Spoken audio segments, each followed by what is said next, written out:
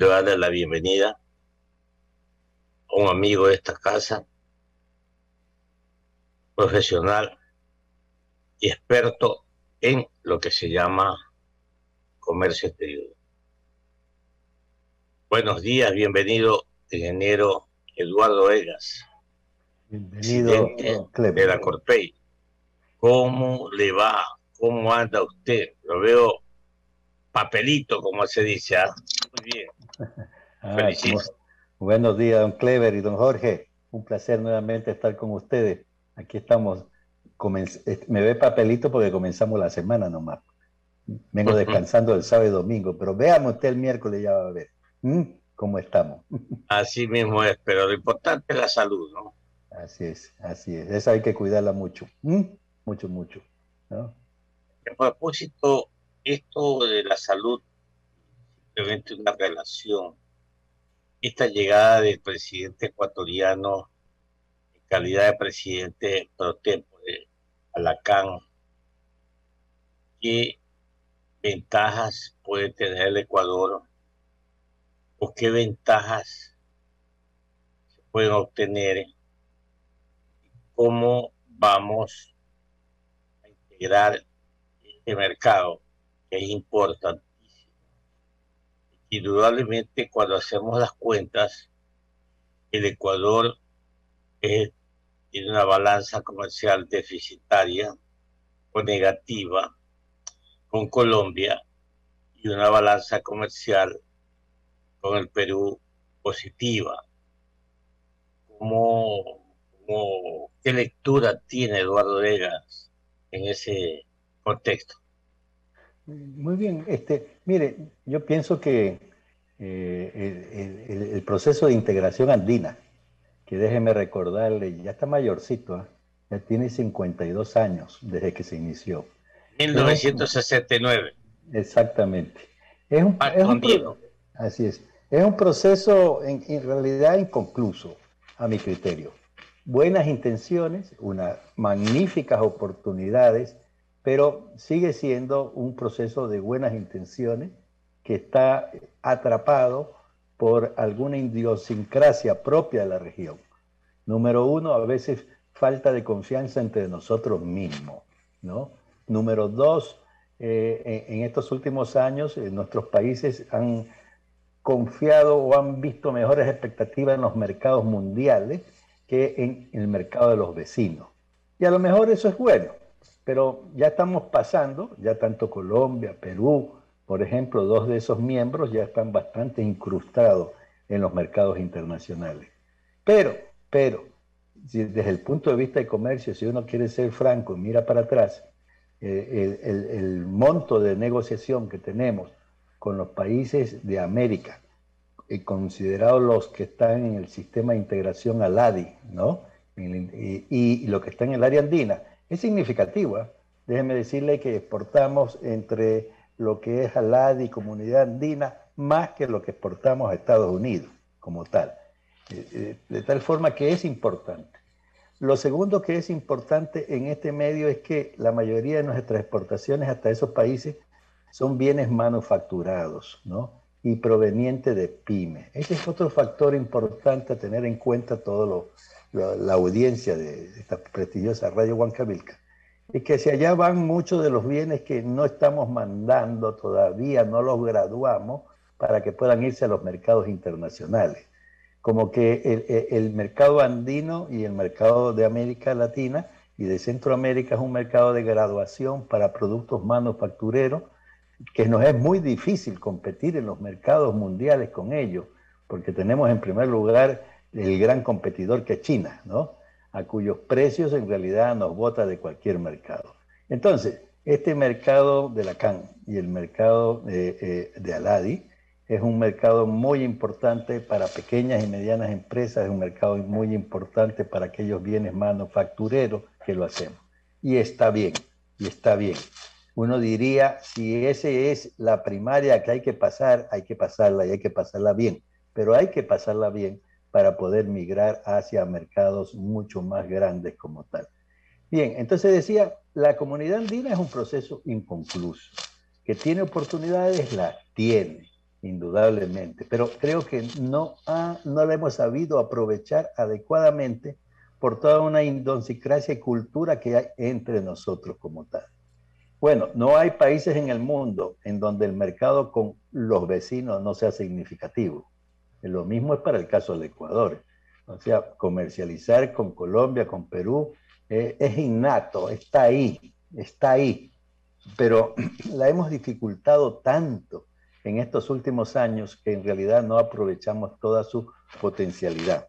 Oiga, se dice en comercio internacional que el comercio en frontera es el mercado más perfecto. ¿Mm? El comercio en frontera. Es el mercado de libre competencia mejor, porque ahí no hay trámites, ahí no hay nada. O pasa de contrabando, pero pasa eso. Fluye la oferta y la demanda, sube y baja. Cuando tenemos necesidad de papa, nos vamos a Perú, y cuando Perú tiene necesidad de papa, viene a nosotros.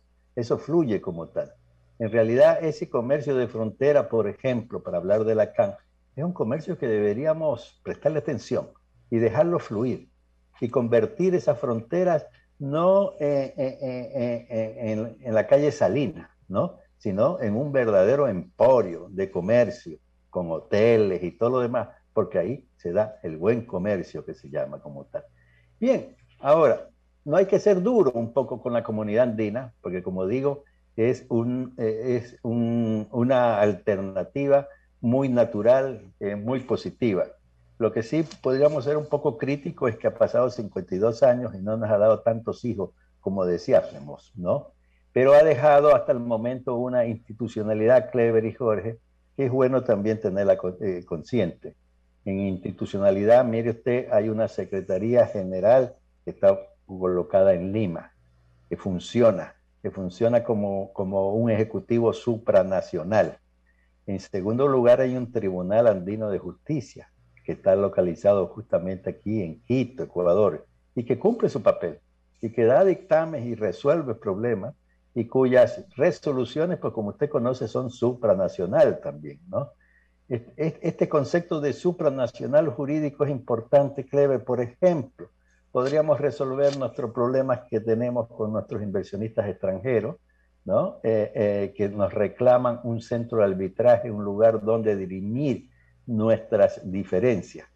Podríamos tener un centro de dirimencia de conflictos, de problemas en inversión en la región para darle más fuerte. Y eso es constitucional, ¿no? Porque la constitución actual sí permite que esos centros de diferencia sean regionales como tal. Entonces ahí hay oportunidades, pero que no las trabajamos, que nos falta, de alguna manera nos falta ponerle ñeque. Otras institucionalidades que quiero recordarles para hacer un pequeño homenaje a la CAN es la Corporación Andina de Fomento, por ejemplo. ¿Usted recuerda? La Corporación Andina de Fomento es una iniciativa andina. Claro que esa sí que se cumplió muy bien. Ese niño sí que creció muy bien, hasta el punto que el niño ya está independizado de la familia. Ya es un banco, ¿no? De nivel mundial, con muchos aportes ya no solo de los andinos, sino de muchos lugares del mundo, y que está muy bien funcionando. Pero la CAF es un hijo de andino. También la CAF fue un formador de la FLAN, ¿no? En donde hay depósitos monetarios para ayudar a los países. Ese también es un buen concepto. Bueno, aparte de eso, se ha creado una universidad andina que está en Bolivia. Existe un consejo empresarial andino, ¿no? Que permite reunirse a los empresarios para tomar decisiones, y también hacen labores de promoción, de intercambio, ferias entre ellos. Y también existe un consejo laboral andino, ¿no? Donde es una instancia interesante para resolver el tema. O sea que a nivel de institucionalidad, ahí está. No la aprovechamos nada más, no la aprovechamos. Eduardo, pero inconcluso el proceso, sí, pero veámoslo esto como un consuelo, ¿no? Fíjate que el Mercosur no existe. El Mercosur no existe. Está herido de muerte, pongámoslo así. y eso puede ser que nos aliente a los andinos, de que nosotros no tenemos herido de muerte a Lacan, como sí está Brasil, Argentina, Paraguay y Uruguay. Ellos, Mercosur no avanzó, o por lo menos se estancó, con todos estos problemas políticos, no sabemos cuándo se va a rehabilitar. Eso por un lado.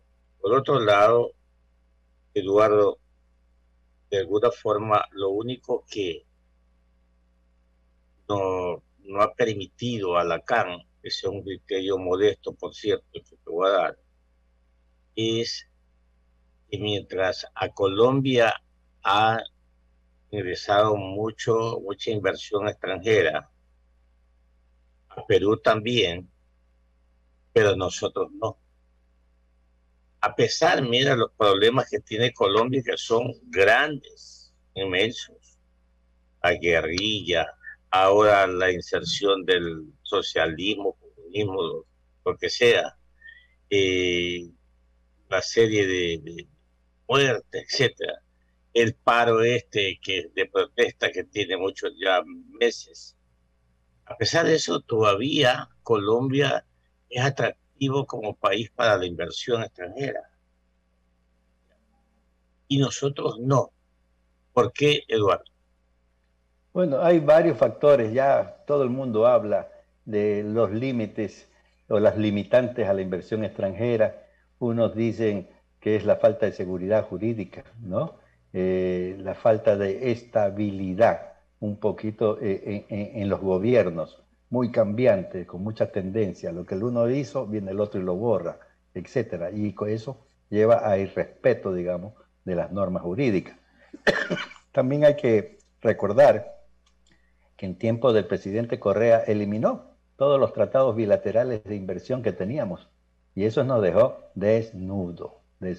Es decir, hoy no podemos dar una protección a la inversión extranjera y en eso la inversión extranjera sí se fija mucho, ¿no? Ellos en países como lo nuestro, el temor que tienen es a la falta de estabilidad jurídica, los cambios o los abusos que pueden hacer los gobiernos del sistema de justicia como tal. Entonces, un inversionista clever una vez me decía a mí, yo llegué al país y conociendo lo que era el país y como me habían dicho que era el país, oiga, no escatimé contratar los mejores abogados del Ecuador. Pagué una fortuna para que me cuiden mi ingreso desde el inicio hasta el final. Y en realidad podríamos decir que jurídicamente estábamos papelitos. Un día se nos presentó un problema, tuvimos que ir a la justicia del Ecuador, también con los mejores abogados, teníamos toda la razón, estábamos tranquilos, pero la contraparte compró el juez y se acabó mi seguridad jurídica, se acabaron mis mejores abogados que me acompañaban, porque sencillamente la justicia se compra. Esos detalles que también hay, ¿no es cierto?, en Perú, en Colombia, pero en unos más, en otros menos, son uno de los limitantes como tal que aleja la inversión extranjera. El otro tema indudablemente es que todavía nosotros no damos el gran brinco productivo, ¿no? Seamos realistas en que todavía somos productores de materias primas, ¿ya? Y materias primas cuyos precios en los mercados internacionales son también erráticos como tal. No damos el gran brinco para un proceso de transformación que es donde más estarían interesados en la inversión extranjera productiva afuera. Para materias primas como tal, el inversionista extranjero interesado prefiere no venir sino comprar, porque es muy fácil venir y comprar el cacao y llevarse. Para procesos de transformación, de hacer chocolate, licor de cacao, ahí sí lo pienso dos veces, porque tengo que venirme a establecer, ser parte de esta comunidad, adoptar las leyes de esta comunidad, laborales, tributarias, etcétera, y se asustan un poco por lo de Ecuador. Esos son algunos de los criterios. Indudablemente hay mucho más en esto, no lo que se dice. Colombia, por ejemplo, tiene un manejo de imagen país increíble. Como tú dices, Clever, a pesar de que es de terror lo que puede estar pasando allá, se vende muy bien. Se vende súper bien en los mercados internacionales. Y creo que el vallenato y demás cosas ayudan, ¿no es cierto?, mucho a fijarse en ese país, no solo el inversionista, sino también a la cooperación internacional. Pero el problema de la CAN, un poco clever, es esa falta de unión entre nosotros o de creer entre nosotros, ¿no? Como que disfrutamos más de un buen restaurante en Miami que un buen restaurante en Guayaquil, ¿no es cierto? Esa tendencia que tenemos en la región de no confiar entre nosotros, de no apostar entre nosotros. Porque se podrían haber hecho y se pueden aún hacer maravillas todavía con un proceso de integración. Más aún déjeme decirle que como va el mundo actual, la composición del mundo, definitivamente necesitamos unirnos, ¿no? China nos está dando un ejemplo de integración mundial, ¿no? China es una potencia que se ha apoderado de toda la manufactura del mundo. Ya hoy nadie puede competir con China en manufactura, nadie, ¿no? Vehículos, lo que usted quiera, hasta ya mismo hasta naves espaciales. Manufactura no hay cómo ganarle. Entonces, ¿qué nos queda a países como nosotros? Mejorar nuestras cadenas de valor, Clever, ¿no? Mejorar nuestras cadenas de valor, hacerlas más fuertes. ¿Y por qué no verlas en la región? ¿Por qué no verlas en la región? ¿No? ¿Por qué no tenemos cadenas de integración de cadenas productivas con Colombia, con Perú, con Chile, que no es miembro de Andino, ¿no? Pero que es asociado, Bolivia? ¿Por qué no pensamos más en grande para llegar a los mercados internacionales? Y digo, es una necesidad, porque hoy por hoy los mercados se van a concentrar así, en grandes dominadores, ¿no? Ya no de países clever, sino también ya de empresas. Amazon es un gran dominador del mercado mundial hoy en día y es una empresa, no es un país. Amazon puede estar canalizando una de las mayores partes del comercio y va a seguir creciendo, que da miedo. Entonces, si nos quedamos pensando en chiquito, si nos quedamos todavía en seguir haciendo este producto chiquito, artesanal, bueno, de buena calidad, orgánico, pero no decidimos crecer, salir del cascarón, reventar y como pollo crecer y convertirse en gallo y gallina. En realidad, sí, seguimos pensando que tenemos una buena mesa, un buen lugar, que es el proceso de integración andina, pero no lo aprovechamos. Fíjese, Clever, por ejemplo, cosas que se pueden hacer y que felizmente se están haciendo. Eso para rescatar de la comunidad andina, la integración energética. Ahí hay una cadena de valor. Ya Ecuador ya se integró con Colombia para poder venderle o comprar energía. Estamos por cerrar la integración con Perú, ¿ya? Y creo que faltan ahí unas obras más. Y cerraríamos con Perú también el libre tráfico de energía. Perú ya lo tiene con Chile, está cerrándolo con Bolivia. Entonces sí cabe un proceso de integración energética, por ejemplo, cuando hay voluntad, cuando hay interés. Estamos en el proceso de integración de las telecomunicaciones en la región, ¿no? Ya se decretó, por ejemplo, que no hay roaming en la región. Uno no va a pagar un extra por llamar desde Bolivia al Ecuador. Uno puede llamar de Bolivia al Ecuador como si estuviera llamando dentro de Bolivia, ¿no? Hicimos también el pasaporte andino, ¿no? O sea, sí tenemos cosas que nos animan a seguir apostando al problema a pesar de sus 52 años, porque creo que podemos todavía sacarle mucho más. Ahora el presidente de la República en Bogotá, el 17, en la... Ahí paremos un momentito, sí, Eduardo, para a darle ver, chance a a Jorge Jorge. Escobar, pues, para que entre en esa materia de la llegada del presidente Guillermo Ya, Lazo a la CAN. Usted, Jorge, por favor. ¿Qué tal, Eduardo? Un gusto saludarlo. hola Espero esté Jorge, bien de salud. gracias Bienvenido a Jorge, otro punto aquí en Costa igualmente, Rica. gracias a Gracias, ti. igualmente.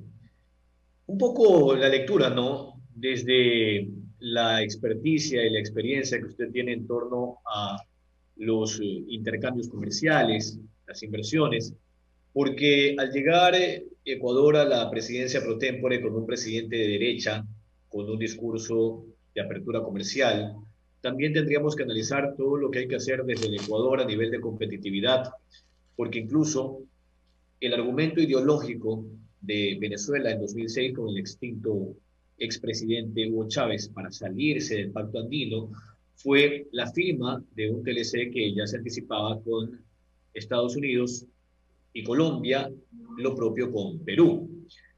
Quizás esas circunstancias de esos avances de los vecinos del norte y del sur, en el caso ecuatoriano, han sido los óbices para que se pueda fortalecer el intercambio comercial andino, porque estamos en desigualdad de condiciones. De allí un poco la pregunta, ¿qué tendría que hacer en términos de competitividad el gobierno de Guillermo Lasso, no solo como presidente del Ecuador, sino ya ahora como titular pro tempore de la misma Comunidad Andina de Naciones? Optimizar costos de operación, lo propio con políticas que fortalezcan la competitividad, Eduardo. Sí, así es. Muy bien, Jorge. Definitivamente sí, es como tú mencionas, ¿no? Tenemos nuestras limitaciones definitivamente, tú lo acabas de mencionar. Hay la famosa limitación del, de la variedad de escenarios políticos que presenta cada país, como en el actual momento, ¿no? Por ejemplo, actual momento, una de las limitantes es que no tenemos el mismo pensamiento económico todos en conjunto, y antes ha sido igual también. Antes resulta que Ecuador tenía un pensamiento más de izquierda, digamos, que los otros dos países, y ahora parece que va a ser al revés, ¿no? Ellos son los que no tienen. Entonces, en eso hay que navegar. El presidente Guillermo Lasso ha asumido la presidencia pro tempore, que es de un año, Jorge, que a mí me parece que un año uno no hace nada, ¿no? Ya pasó una semana de que lo nombraron, ¿no? Un año no es nada. Un año es válido cuando la estructura del proceso de integración funciona. En el caso de la Unión Europea, los presidentes duran 6 meses, pero el presidente no es el que determina la marcha, sino lo que está abajo, ¿no? La Comisión Europea, que es el organismo ejecutor. Entonces, cuando eso está maduro, no hay problema que sean 6 meses, que sean un año. Pero en el caso nuestro, tal como está el proceso de integración, necesitamos una visión, una estrategia de más largo plazo. El presidente ha sido un poco realista con su asunción de presidencia, y entre una de las cosas que propuso en Bogotá es no solo hablemos, así hablemos, pero no solo hablemos de integración económica. ¿Y qué pasó con la integración social? ¿Qué pasó con la incorporación de las mujeres, de los jóvenes, ¿no? Etcétera, etcétera. ¿Por qué dice eso el presidente? Porque el año que a él le va a tocar posiblemente va a ser un año donde también hay demasiadas diferencias ideológicas, y el punto común pues puede ser esto, ¿ya? Por más que seas de izquierda o más de izquierda, si tú sigues pensando que sí es necesario la protección a la mujer, a los jóvenes, a las poblaciones, a las migrantes, etcétera, etcétera, a la defensa del ambiente, o sea, trabajarle por este lado. Pero ahora retomo tu pregunta. Nada, sencillamente en competitividad en la región hay mucho que hacer, hay mucho que hacer, porque si no, nos estamos quedando afuera. Una de las cosas que yo mencionaba en antes es, por ejemplo, el hecho de promover cadenas de valor. Hagámonos más fuertes dentro de la región. Por ejemplo, Colombia tiene una industria textil de primera. Ecuador la tiene una naciente casi. Perú tiene una buena industria textil. ¿Qué pasa si nos unimos, ¿no?, en esa cadena de valor para todos en conjunto ser partes del proceso o parte del mercado autoral y ir en forma conjunta? Ecuador puede producir telares y Colombia puede hacer diseño. O sea, hay salida. Mire usted, Chile es asociado, decía, pero Chile tiene la industria más grande de salmón, ¿no? Después de los noruegos, número 1. Ecuador también trabaja en acuicultura y tiene una de las industrias más grandes de camarón. ¿Qué cantidad de conocimiento debe haber entre nuestros dos países? Que si nos juntásemos, ¿no es cierto?, podríamos hacer laboratorios de primera, podríamos producir alimentos balanceados de primera. Es decir, podemos complementar nuestras industrias para dar un golpe mayor. Eso es importante en la competitividad, esa visión como tal. que nos permite una respuesta en dónde estamos en la distribución actual del mundo, de los mercados del mundo, qué somos, ¿no? ¿Qué somos y qué podríamos ser si nos juntamos? Porque si no, nos quedaremos nada más recogiendo limosna, como se dice en la iglesia, por aquí y por allá, pero debemos dar el gran salto. Ahora, en competitividad, internamente el presidente está haciendo su lección, ¿no? Es uno de los temas que le está dando prioridad a través del Ministerio de la Producción como tal. Esperamos que eso dé resultado tempranamente y pueda a lo que es la producción ecuatoriana darle su golpe. Pero a nivel andino, que es su pregunta, ¿qué podemos hacer? Podemos hacer mucho para aumentar. Te voy a poner otro caso, otro caso. Por ejemplo, todos tenemos oficinas comerciales, ¿no? En el mundo. ¿Por qué no podemos compartir algunas con Perú, con Colombia? ¿No? ¿Por qué no? ¿Dónde está la problemática de ser más eficiente, ahorrar costo y aprovechar mejor y tener una oferta integrada mucho más interesante, digamos, para tocar las puertas de los mercados del mundo? Entonces, en competitividad, Jorge, hay mucho que hacer, lo podemos hacer, pero tenga la seguridad que en un año no se puede hacer nada de eso. Lo que hay que reforzar es la institucionalidad, darle el peso, ¿no? Porque creo que ni pagamos las cuotas, ¿no? Por decir. Mientras eso sea así, sí, seguirá siendo un sueño, ¿no? El proceso de integración que hace 52 años se lo vio con mucha ilusión y que se esperaba que a esta altura no estaríamos como los europeos, digamos, ¿no? Pero podríamos estar a una distancia respetable como ellos. El presidente de la República también dijo que quiere aprovechar este proceso de integración para reforzar la posición de diálogo político de nuestros países y prometió restituir el diálogo político andino con la Comunidad Europea, por ejemplo, que lo abandonamos hace algún tiempo. Antes hablábamos en conjunto, ¿no? Ahora eso se destruyó, nos salimos de ese diálogo andino por decisión de Ecuador y se destruyó ese diálogo, hoy lo vamos a rescatar. Entonces, en un año, siempre dice, ¿qué podemos hacer? Reforzar estos temas que son básicos y están pendientes, reforzar a la propia comunidad andina, ¿no? Y tratar de avanzar en procesos de integración.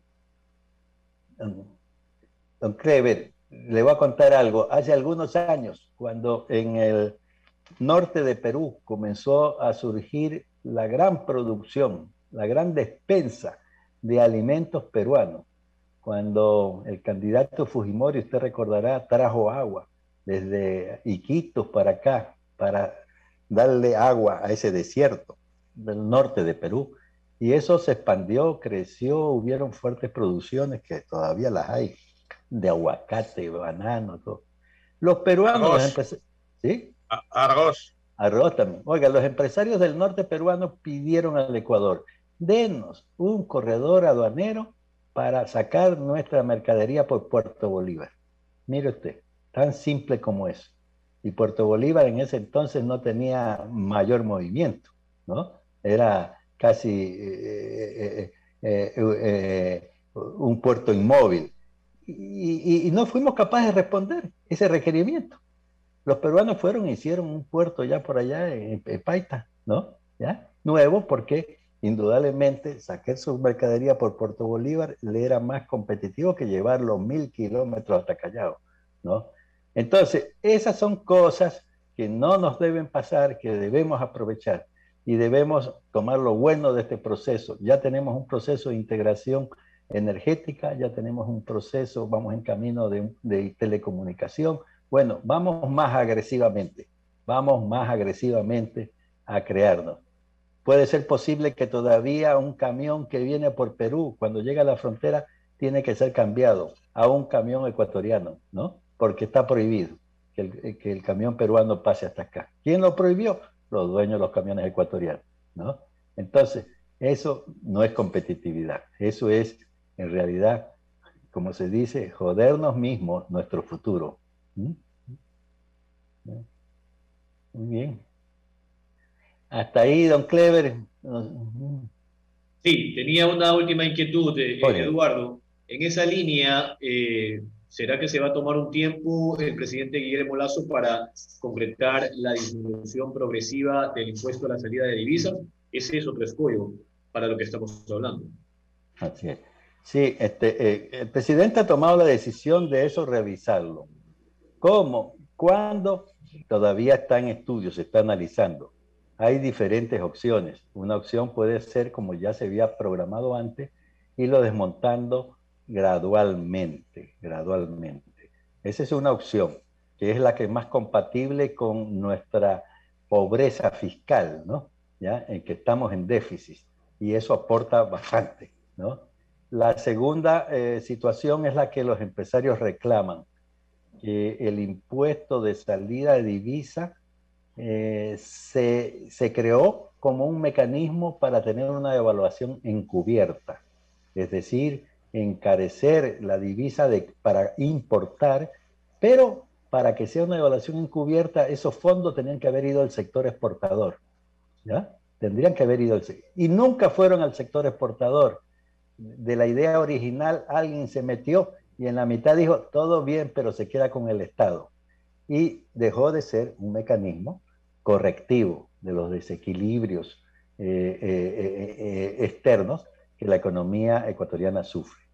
Cuando nosotros dolarizamos hace más de 20 años, se dijo, vamos a perder todas las herramientas monetarias que nos permiten corregir desequilibrio. Pero habría que utilizar políticas fiscales para corregir esos desequilibrios. El ICD es un instrumento de política fiscal para corregir este desequilibrio, pero está mal utilizado en el país.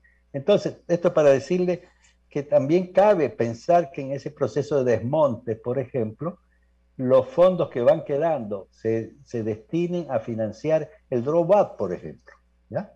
Que el drawback que tanto se reclama, que es por ley y que el gobierno no lo está cumpliendo, pueda tener un mecanismo seguro de financiamiento. Entonces, a su pregunta, ¿qué vamos a hacer con el ICD o qué va a hacer el gobierno con el ICD? Está en proceso de análisis como tal, pero la voluntad firme es de irlo desmontando porque es anticompetitivo y aleja las inversiones, que por otro lado es una de las variables que el presidente actual más atención le quiere dar para atraer los recursos, para atraer el conocimiento y para atraer los accesos a los mercados internacionales. Gracias. Eduardo Egas, presidente ejecutivo de la Corpey y exministro de Industrias, está aquí en Contrapunto, economista. Eduardo, muchas gracias por estar con nosotros. La retomamos en cualquier momento. Hay que revisar también el avance, aunque paulatino, pero seguro, con Estados Unidos, ese acuerdo comercial. Tenemos que hablar del acuerdo con México.